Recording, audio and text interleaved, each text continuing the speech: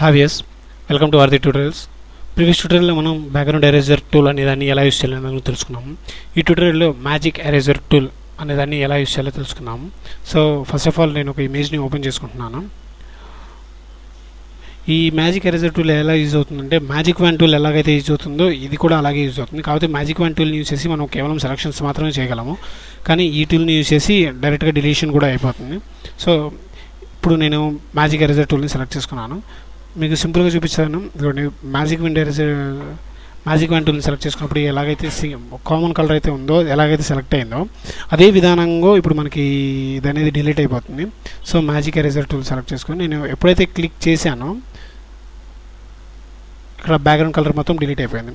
So ఈ విధంగా దీన్ని యూజ్ చేసుకొని ప్యారలర్గా ఒకే కలర్ ఉన్నటువంటి అన్నిటినీ మనం డిలీట్ చేసుకోవచ్చు. సో ఇప్పుడు నేను దీని మీద క్లిక్ చేస్తాను. చూసారా, ఈ విధంగా ఇదంతా ఏంటంటే ఇంకొక అదర్ షేడ్, వేరే షేడ్ దీంట్లో కలిసి ఉన్నందువల్ల ఇది డిలీట్ అవ్వలేదు. ఈ విధంగా చూసారా, ఇలాగా.